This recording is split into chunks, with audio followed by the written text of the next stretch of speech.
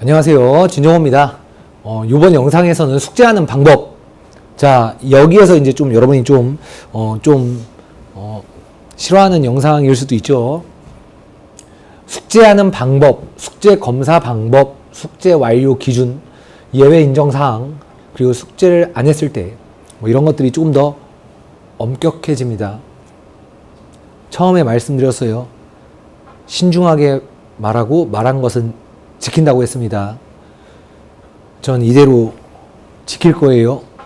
일단 첫 번째, 3반, 5반, 7반, 진반 그 주의 숙제의 양은 동시에 공지해요. 자, 그러니까 이 이유는 간단해요. 예를 들어서 3반 학생이 진반 숙제를 보면 저게 실화인가? 아, 저걸 저렇게 하네. 이렇게 생각할 수가 있죠. 근데 기분이 나쁘라는 게 아니에요. 기분이 나쁘고 괜히 그럼 비교당하고 이런 감정을 가지라는 게 아니고, 저렇게 하는 사람들도 있으니 여러분, 당신은 요 정도만큼은 할 수 있지 않나요? 이렇게 말해주고 싶은 심리예요. 아시겠죠? 괜히 비교한다, 위화감 든다, 이런 생각을 하시면 안 돼. 의도가 그게 아니라고 말씀을 드렸는데, 그래도 베베 꼬여가지고, 나를 무시하는 것 같아.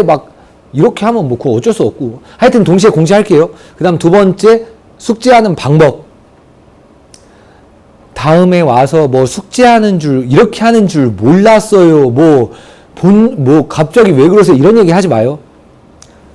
정체크. 저게 뭐냐? 내 거 교재 보면, 개념, 일, 이렇게 박스가 있고, 이렇게 있어요. 그럼 여기 뭐라고 이렇게 돼 있어. 그 다음에 여기가 오른쪽을 보면 이렇게 돼 있어서 1, 2, 3, 발을정 이렇게 돼 있어요. 간단해. 이 개념 박스에 있는 걸 다 이해가 됐으면 이거 발을정 이렇게 하라고. 이 V자를 하기 귀찮잖아? 그럼 숙제를 안 해온다고 해가지고 밑에 바닥을 계속 내려가시면 돼요. 그러니까 이거 해 그냥. 그리고 이 1, 2, 3은 뭐냐? 내가 이 박스를 한 번 봤다. 두 번 봤다. 세 번 봤다. 그런 것들을 활용하라는 얘기예요. 그런데 이게 체크가 안 됐어. 근데 내가 이게 아니라 여기에 체크가 됐어. 그거는 한 번 봤는데 다시 내가 여기를 보려고 하고 있다. 라는 겁니다. 그러니까 요 체크가 돼 있든 이 체크가 돼 있든 체크가 돼 있어야 돼. 근데 어떻게 돼? 어떻게 돼 있어요? 말한 것처럼 이렇게 원래 대부분 학생들 1, 2, 3, 발일정 이렇게 되어 있어요. 그럼 이게 하나라도 있잖아. 단 하나라도 그럼 숙제를 안 한 거임. 그럼 더 이상 숙제 검사를 안 해요. 그냥 숙제를 안 한 거야. 숙제는 했다와 안 했다만 있어요. 거의 다 했다. 그 용어가 없어. 그 다음 채점. 채점은 사실 내가 봤을 땐 난 초등학교 한 2학년 정도만 돼도 내 방식을 이해시킬 수 있다고 봐요.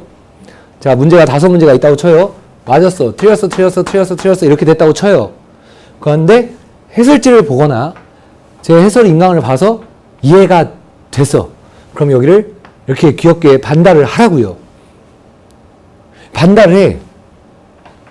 제발 부탁을 드릴게요. 반달로 해. 세모로 하지 말고 그냥 딱 선생님이 봤을 때 이게 무슨 의미구나 알 수 있게끔 반달로 해주세요. 저한테 듣는 학생이 채점하는 방식에서 자기만의 아이덴티티를 표현하지 않았으면 좋겠어. 개성을 드러내지 마. 반달을 해요. 그 다음 모르겠어.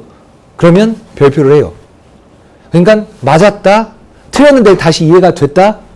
얘는 답지를 봤는데 모르겠다. 근데 그런 경우가 있어요. 난 맞았어. 또는 반달을 한 거야. 근데 진정호 선생님이 별표 치라고 했어. 진정호 선생님이 별표 치라고 했기 때문에 일단 말을 들어야 되니까 난 별 이렇게 친다. 그럼 이게 이제 뭐냐면 맞은 거에 별이 이렇게 돼 있죠. 그러면 이거는 맞은 것 또는 반달인데 별표를 쳤구나. 아니면 거기에 좀 더 꼼꼼한 학생은 여기다 진 이렇게 쓰라고 하면 이건 진정호 선생님이 별표 치라고 했다라는 거라고 내가 했었거든요, 예전엔. 근데 이건 안 해도 돼. 이건 너무 귀찮은 것 같아. 그런데 이렇게 돼 있다. 이건 숙제를 안 한 거임.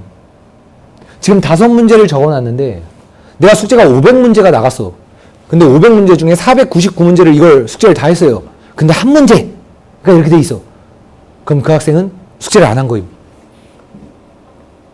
500문제 중에 499문제를 숙제를 했어. 근데 한 문제를 안 했어. 그러면 문자가 부모님한테 뭐라고 가냐면 진반 누구누구가 숙제를 안 해서 이렇게 나가요. 뭐 500문제 중에 499개를 했는데 단 한 문제를 못했어요. 이게 없어. 그냥 숙제를 안 해서 이렇게 나가요.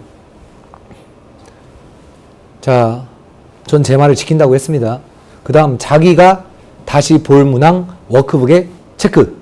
그건 뭐냐? 제 교재가 있으면 그 뒤에 워크북이 있죠. 그렇기 때문에 거기 자기가 다 해서 이런 거 별표를 쳤어. 숙제를 다 했어. 근데 이거는 잘 모르겠어. 그럼 나중에 시간이 지나도 워크북을 반드시 봐야 될 것 같아. 다시 공부를 해야 될 것 같아. 그러면 그걸 워크북에 표시해 놓는 거예요. 그런데 이건 조금 이따 말씀드릴 거지만 숙제하는 방법에서 요건 권장사항임. 권장사항. 여기 나오죠. 숙제 완료에 대해서 필수는 아니에요. 권장사항. 그래도 또 나중에 이상한 말 할 것 같아서 그거 이따 자세히 얘기할게요.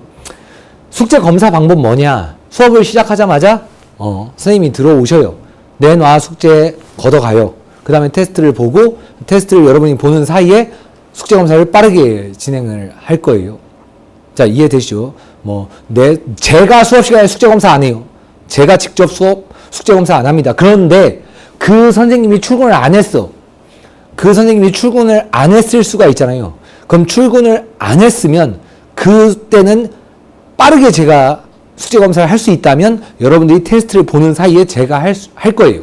그러니까 예를 들어서 앉아있는 학생이 5명이야. 3반이야. 숙제가 그냥 아주 조금밖에 안 나갔어.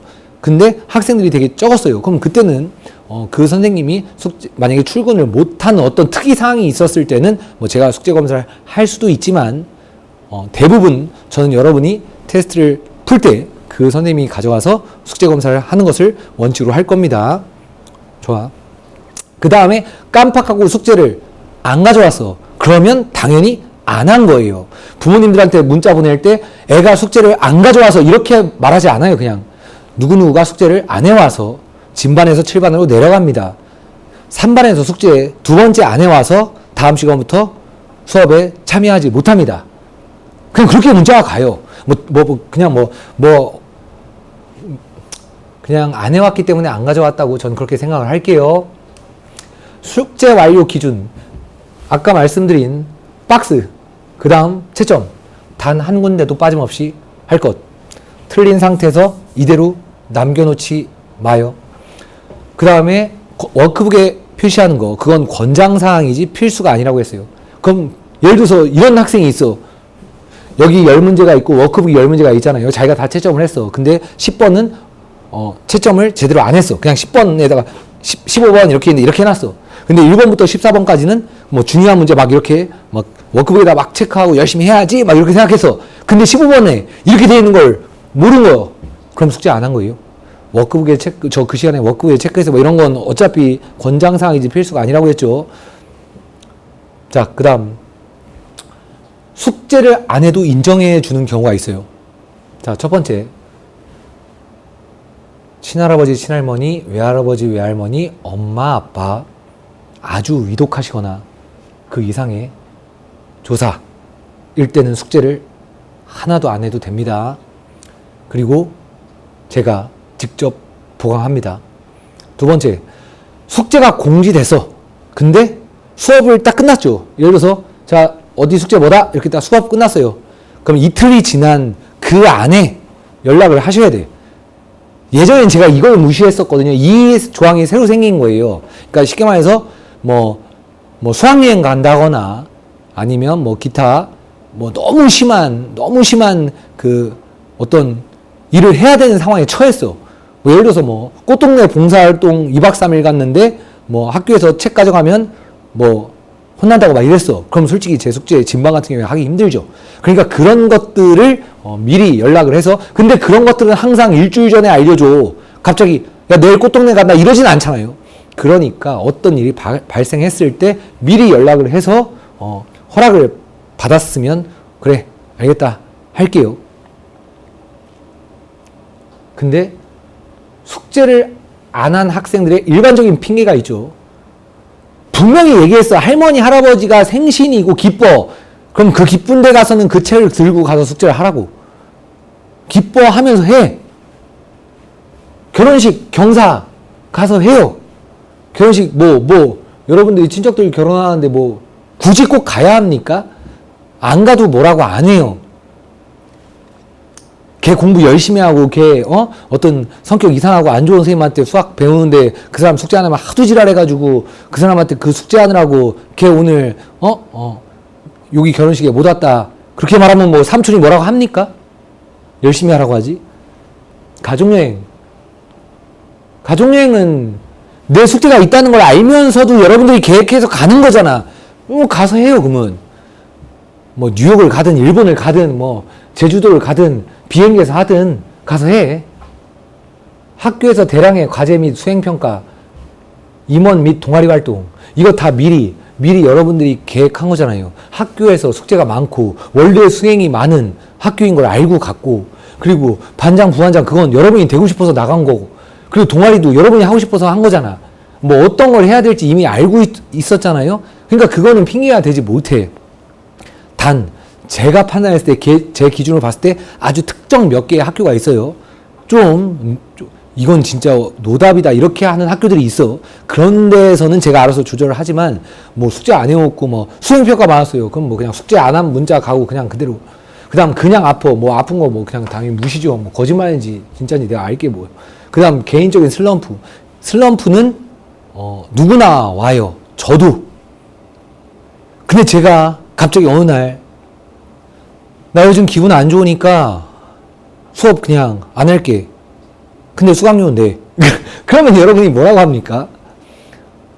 내가 오늘 기분이 되게 안 좋다고, 나 요즘 되게 슬퍼, 외롭고 그래, 그냥 무슨 나뭇잎만 봐도 기분이 안 좋고 그래. 그러니까 숙제를 안 낼게. 강의도 안 하고, 니네 자습해. 그럼 좋아요? 그러니까 여러분도 안 돼. 여러분도 숙제를 해야 돼요. 자, 그 다음 이거. 원래 오른팔이나 왼팔, 오른손잡이 또는 왼손잡이가 자기가 사용하는 팔이 부러지거나 다쳤을 때 숙제를 안 해도 된다고 했죠. 그거 삭제합니다. 해요. 저는 오른손잡이인데 예를 들어서 왼손잡이로 x제곱 플러스 3x 플러스 1은 0 이렇게 쓸 수 있잖아요. 좀 느릴 뿐 할 수 있어요. 해요.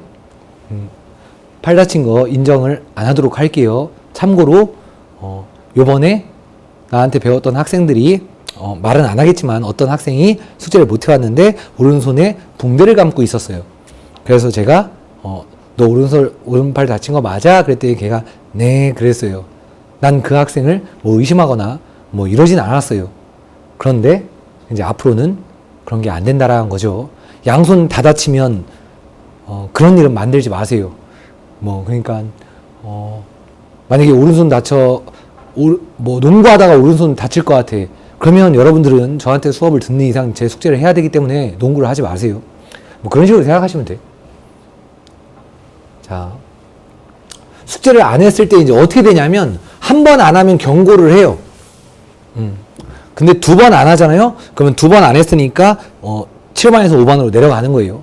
그럼 만약에 7반에서 5반으로 내려갔을 때 5반이 또는 7반이 어떤 겨울방학이나 이럴 때처럼 이렇게 7반이 두 가지 반이고 여기저기 시간을 선택할 수 있는 경우가 있을 수 있고, 그냥 7반은 몇 시 딱 이게 결정이 되는 거죠. 아니면 7반에서 5반으로 내려가면 5반은 몇 시 수업 이렇게 딱 결정돼 있죠.